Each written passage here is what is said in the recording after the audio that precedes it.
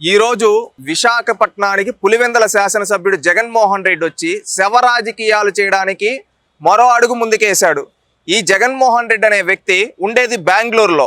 ఎప్పుడన్నా ఆంధ్రప్రదేశ్ రాష్ట్రానికి చుట్టపు చూపు లెక్కన వచ్చి వెళ్తూ ఉంటాడు. ఈ గొడ్డలి పార్టీ అధినేత ఈ జగన్మోహన్ రెడ్డి ఈయనేంటంటే ఎప్పుడన్నా రాష్ట్రంలో ఎవరన్నా చనిపోయినప్పుడు, రాష్ట్రంలో ఏదన్నా కులాల మధ్య చిచ్చు పెట్టడానికి లేదా రాష్ట్రంలో ఏమన్నా గందరగోళాలు సృష్టించడానికి మాత్రమే ఆంధ్రప్రదేశ్ రాష్ట్రానికి వచ్చే ఈ గొడ్డల పార్టీ అధినేత జగన్మోహన్ రెడ్డి గారు ఈ రోజు వైజాగ్ వచ్చి అవాస్తవాలు, అకథనాలు, ఏందంటే నిరాధార ఆరోపణలు చేసేసి మళ్ళీ అదేదో సినిమాలో అంటారు కదా, ఏమనంటే నువ్వు మారలేదు, ప్రతిసారి నువ్వు యు ప్రూవ్డ్ మీ రాంగ్ అని అంటారు కదా, ఆ విధంగా ఈ జగన్మోహన్ రెడ్డి అనే వ్యక్తి ఏం చేశాడంటే నేను మారలేదు, నా బుద్ధి ఇంతే, నన్ను జనాలు ఎంత చీకొట్టినా నేను మారను అని ఈరోజు చెప్తూ ఉన్నాడు.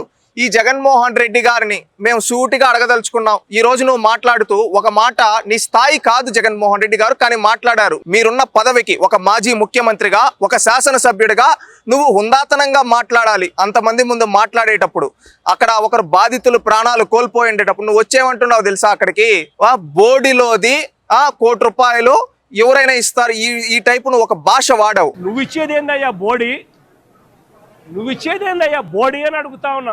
ఆ భాష నీ స్థాయికి కరెక్ట్ పద్ధతి కాదు. అది ఎలాంటి వాళ్ళు వాడే భాష అంటే, రోడ్డు పక్కన రోక్కులు ఉంటారు చూడు, వాళ్ళు కూడా అలాంటి భాష వాడరు. కానీ నువ్వు వాడుతున్నావంటే నువ్వు ఎంత దిగజారిపోయి ఉన్నావో ఒక్కసారి ఆత్మ పరిశీలన చేసుకోవాలి జగన్మోహన్ రెడ్డి గారు.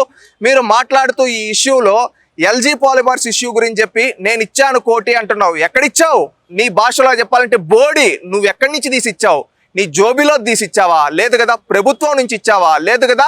ఆ రోజు ఏంటంటే ఒక డీలింగ్ మాట్లాడుకొని కంపెనీ వాళ్ళతో ఆ రోజు కంపెనీ వాళ్ళ తరపు నుంచి ఇప్పిస్తానని చెప్పి అనౌన్స్ చేసి నువ్వు వెళ్ళిపోయినావు.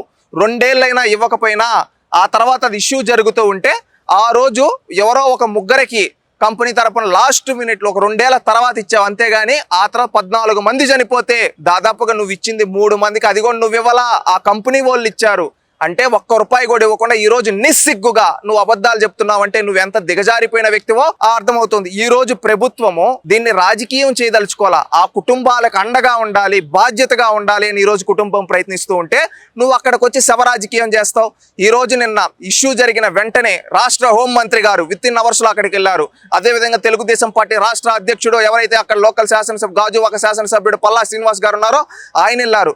రాత్రికి రాత్రి కేంద్ర మంత్రి చంద్రబాబు నాయుడు గారు 9:30 ఆ టైంలో రివ్యూ చూపెట్టి చీఫ్ సెక్రటరీని, అదేవిధంగా ఎవరైతే డీజీపీతో మాట్లాడి కేంద్ర మంత్రితో ఎవరైతే ఉక్కు మంత్రితో మాట్లాడిన వెంటనే ఆయన ఢిల్లీ నుంచి వచ్చి అర్ధరాత్రి 12 గంటలకి ఏం చేశారు, అక్కడ విజిట్ చేసి తక్షణమే 25 లక్షలు వాళ్ళ అకౌంట్లో పడే విధంగా హామీ ఇచ్చి మళ్ళీ ఇంకా ఏం చేయగలుగుతాం అన్ని చేస్తామని చెప్పి హామీ ఇచ్చి వెళ్ళడం జరిగింది. పక్క రోజు తెల్లవారుజామునే ఎవరైతే ఉప ముఖ్యమంత్రి పవన్ కళ్యాణ్ గారు, రాష్ట్ర మంత్రి నారా లోకేష్ గారు వెళ్ళి అక్కడ ఉండే వాళ్ళందరినీ పరామర్శించి ఆ కుటుంబాలకు అండగా ఉంటామని చెప్పి చేశారు. అక్కడ కొంతమంది నీ మనుషులు రాజకీయం చేయాలని చూస్తే ఇది రాజకీయం చేసే సమయం కాదు, ఈ కుటుంబాలకు మేము అండగా నిలబడాలి అని చెప్పి అక్కడ ఆ కుటుంబాలకు ఒక భరోసా ఇచ్చారు. అక్కడ రాజకీయం చేయడానికి వెళ్ళా. మళ్ళీ వచ్చిన తర్వాత అక్కడ ఎవరైతే ఉద్యోగులు ఉన్నారో వాళ్ళకి ₹2 కోట్ల ప్రభుత్వం, కూటమి ప్రభుత్వం తరపు నుంచి వాళ్ళకి ఇస్తాం. అదేవిధంగా ఆ కుటుంబంలో ఒకరికి పర్మనెంట్ ఉద్యోగాన్ని ప్రభుత్వం కల్పిస్తుంది. అదేవిధంగా వాళ్ళ పిల్లల చదువు పూర్తి బాధ్యత ప్రభుత్వం తీసుకుంటుంది. వాళ్ళు ఎక్కడైతే ఉండాలో క్వార్టర్స్ లో ఉండాలంటే వాళ్ళకి పూర్తిగా క్వార్టర్స్ లో వాళ్ళకి ఇల్లు ఇచ్చే విధంగా ప్రభుత్వం బాధ్యత తీసుకుంటుందని చెప్పి వాళ్ళకి అన్ని రకాల హామీలు ఇచ్చి ఇప్పుడు ఏదైతే జరగాల్సిన కార్యక్రమం అంత్యక్రియలు ఉన్నాయో అందరిది జరిగిన తర్వాత మళ్ళీ ఒకసారి అందరం కూర్చొని మాట్లాడుకొని చేద్దామని ప్రభుత్వం ఒక బాధ్యతతో, ఒక జవాబుదారీతనంతో చెప్తే ఈ రోజు నువ్వు వచ్చి అక్కడికి రాజకీయం చేస్తా ఉన్నావు. వైజాగ్ స్టీల్ ప్లాంట్ గురించి మాట్లాడే నైతిక అర్హత నీకుందా అని అడుగుతూ ఉన్నాం ఈ రోజు ఆంధ్రప్రదేశ్ రాష్ట్ర పౌరులుగా. వైజాగ్ ఏదైతే స్టీల్ ప్లాంట్ ఉందో దాన్ని అనేవాళ్ళు ఒకప్పుడు విశాఖ ఉక్కు ఆంధ్రుల హక్కు అని. అలాంటి విశాఖ ఉక్కుని నాడు అమ్మేస్తామని చెప్పి నువ్వే చెప్పింది వాస్తవం కదా. ఆ రోజు చీఫ్ సెక్రటరీగా ఉన్న ఎవరైతే ఎల్వి సుబ్రహ్మణ్యం గారు ఉన్నారో ఆయనే చెప్పారు, జగన్మోహన్ రెడ్డి చెప్పాడు స్టీల్ ప్లాంట్ నమ్మేసి రాజధాని కడదామన్నాడు అని ఆ రోజు చెప్పారు. అంటే నువ్వు ఎంత దిగజారుడు వ్యక్తివో, నీ క్యారెక్టర్ అలాంటిదో ఆ రోజున్న ఐఏఎస్ అధికారులు చెప్పారు జగన్మోహన్ రెడ్డి గారు. దీనికి సమాధానం చెప్పండి. అంటే వైజాగ్ స్టీల్ ని అమ్మేయాలనుకున్న దుర్బుద్ధి నీది. ఈ రోజు కూటమి ప్రభుత్వం వైజాగ్ స్టీల్ ప్రైవేటీకరణ కాకుండా ప్రభుత్వం కాపాడింది. చంద్రబాబు నాయుడు గారు కేంద్రంలోకి వెళ్ళి కేంద్ర మంత్రితో ఎవరైతే నిర్మలా సీతారామన్ గారితో కావచ్చు, ప్రధానమంత్రి గారితో కావచ్చు మాట్లాడి, అదేవిధంగా కేంద్ర ఉక్కు మంత్రిని నిధుల్ని వైజాగ్ స్టీల్ ప్లాంట్ కి తీసుకొని వచ్చి అక్కడే తక్షణమే 500 కోట్లు సహాయం స్టీల్ ప్లాంట్ కి అనౌన్స్ చేపించింది కావచ్చు. అక్కడుండి వైజాగ్ ఏదైతే ఉక్కు ఉందో, విశాఖ ఉక్కు, అది ప్రైవేటీకరణ కాదు, ఇది ఆంధ్రుల హక్కు, దీన్ని కాపాడుతామని చెప్పి కూటమి ప్రభుత్వం ఒక బాధ్యతతో చెప్పి ఈ రోజు కాపాడుకుంటూ వస్తే 12,500 కోట్లకు పైగా ఈ రోజు కేంద్రం నుంచి తెప్పించి దాని ద్వారా అక్కడ ఉండే వాళ్ళందరినీ ఆదుకుంటూ ఈ రోజు లాభాల బాటలోకి తీసుకొని వస్తూ ఉంటే ఈ రోజు ఒక సంఘటన జరిగింది. అది బాధాకరమైన విషయం. నిజంగా బాధపడుతున్న ప్రతి ఒక్కరు అక్కడికి వచ్చి నువ్వు ఈ రోజు రాజకీయం చేస్తున్నావంటే నీ స్వార్థం కోసం నువ్వు ఎంత దిగజారుడు వ్యక్తివో ఈ రోజు ఆంధ్రప్రదేశ్ రాష్ట్ర ప్రజలందరూ గమనిస్తూ ఉన్నారు. ఇది ఆంధ్రప్రదేశ్ రాష్ట్రంలో ప్రజలను కూడా గమనించమంటున్నాం. ఇలాంటి దుర్బుద్ధి గల వ్యక్తి, ఇలాంటి వక్రబుద్ధి గల వ్యక్తి మన రాష్ట్రానికి హానికరం. ఎందుకంటే వైజాగ్ ఉక్కును అమ్మేయాలనుకున్నాడు. వైజాగ్ స్టీల్ ప్లాంట్ ఉద్యోగుల్ని 5 ఏళ్లలో ముఖ్యమంత్రిగా ఉన్నప్పుడు ఒక్కసారన్నా వచ్చి స్టీల్ ప్లాంట్ ని దాన్ని చూసి అక్కడ ఎవరితో అన్నా మాట్లాడాడా అంటే ఒక్క రోజు మాట్లాడలేదు ఈ సైకో. కానీ ఈ రోజు వాళ్ళు ప్రాణాలు కోల్పోతే అక్కడ శవరాజకీయం చేయడానికి వచ్చాడు. ఇదేనా ఈయనకున్న చిత్తశుద్ధి అని వైజాగ్ ప్రజల్ని, అదేవిధంగా ఆంధ్రప్రదేశ్ రాష్ట్ర ప్రజలను ఆలోచించమంటున్నాం. ఈ రోజు వ్యక్తులుగా ఎవరూ శాశ్వతం కాదు, రాజకీయాలు శాశ్వతం కాదు, ఒక మంచితనం అనే శాశ్వతం. ఈ రోజు అక్కడ ప్రాణాలు కోల్పోయి బాధలో ఉంటే ఆ బాధలో వచ్చి రాజకీయాలు మాట్లాడతాడు, బోడిలో అని చెప్పి ఇలాంటి మాటలు వాడుతూ ఉన్నాడంటే ఇతను ఎంత దిగజారుడు వ్యక్తో ఆలోచించుకోవాలి. ఇతనికి ఏదో ఎల్జీ పాలిమర్స్ ఇష్యూ అని చెప్తాను. ఆ రోజు ఎల్జీ పాలిమర్స్ జరిగిన సంఘటన గురించి నిజాలు బయట పెడుతుంటే ఎంతో మంది పైన అక్రమ కేసులు పెట్టించి వేధించింది ఈ సైకో, ఈ గొడ్డల పార్టీ అధినేత జగన్మోహన్ రెడ్డి కాదా? ఒక్కసారి ఆలోచించండి.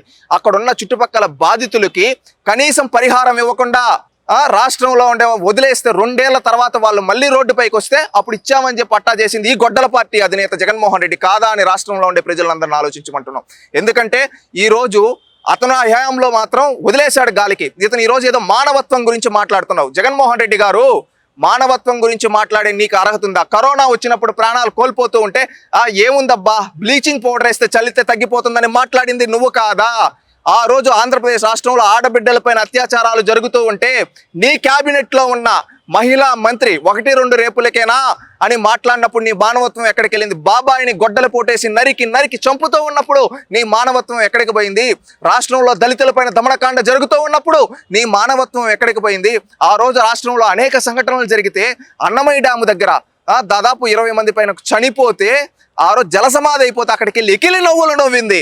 ఆ రోజు పట్టించుకోకుండా నువ్వు కాదా అని ఈ రోజు ఆంధ్రప్రదేశ్ రాష్ట్రంలో ప్రజలు అంటున్నారు. ఈ విధంగా ఇన్ని సంఘటనలు జరిగినప్పుడు ఆ సంఘటనల దగ్గర నువ్వు వెళ్ళి ఎకిలి నవ్వులు నవ్వుతూ గాలి కొదిలేసింది ఆ రోజు ప్రభుత్వాన్ని, నువ్వు కాదు. ఈ రోజున్న ప్రభుత్వం ఒక బాధ్యతతో నీ వాళ్ళు వచ్చి అక్కడ రెచ్చగొట్టాలని చూసినా ఇక్కడ రెచ్చగొట్టద్దండి, రాజకీయాలు కాదు, ఆ కుటుంబాలకు మనం అండగా నిలబడాలి అని ఒక మానవత్వంతో మాట్లాడి ఈ రోజు దీన్ని రాజకీయం చెయ్యొద్దు అంటే కావాలని పదే రాజకీయం చేస్తున్న నీ దుర్బుద్ధిని ఈ రోజు ఆంధ్రప్రదేశ్ రాష్ట్రంలో ఉండే ప్రతి ఒక్కరూ గమనిస్తున్నారని తెలియజేస్తున్నాం. ఎందుకంటే ఇలాంటి రాజకీయ నాయకుడు మా రాష్ట్రానికి వద్దు అని నిన్ను చూపించి ఈ రోజు రాష్ట్రంలో ఉండే యువత ప్రజలు అంటున్నారు. ఎందుకంటే ఇతను రాష్ట్రంలోకి వస్తే శవరాజకీయం చేయాలనుకుంటాడు, మతాల మధ్య చిచ్చులు పెట్టాలి, ప్రాంతాల మధ్య చిచ్చులు పెట్టాలి.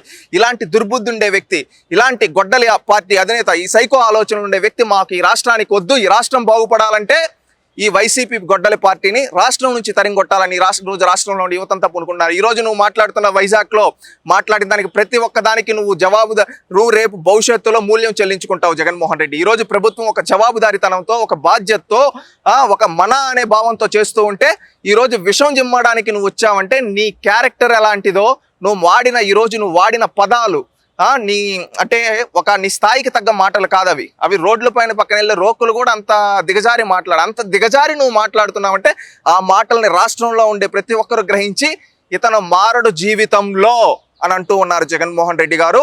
దయచేసి ఇంకొకసారి ఇలాంటి శవరాజకీయాలు చేయొద్దని తెలియజేస్తే అబద్ధాలు, ఈ రోజు మీరు మాట్లాడిన ప్రతి అబద్ధము రానున్న రోజుల్లో మీకు ప్రజలు బుద్ధి చెప్తారు. ఎందుకంటే నువ్వు మారకుండా వచ్చే అబద్ధాలు. ఎల్జీ పాలిమర్స్ ఇష్యూలో ఇన్ని సంఘటనలు జరిగితే కనీసం న్యాయం చేయాల, అది నీ చేతగాని తనం. ఈ రోజు 24 గంటల్లో 25 లక్షలు వాళ్ళ ఖాతాలో వేసి వాళ్ళకి కావాల్సిన అన్ని విధాలుగా 90 రోజుల్లో మేము అన్ని సెట్ చేస్తామని ఈ రోజు ప్రభుత్వం హామీ ఇచ్చింది. ఆ హామీ కట్టుబడి రేపు రానున్న రోజుల్లో ప్రభుత్వం పనిచేస్తుంది. నీలాంటి వాళ్ళు ఎంతమంది వచ్చినా ప్రభుత్వం తిప్పికొట్టి నిన్ను తరిమి కొడతారు రాష్ట్రం నుంచి అని తెలియజేస్తున్నాం.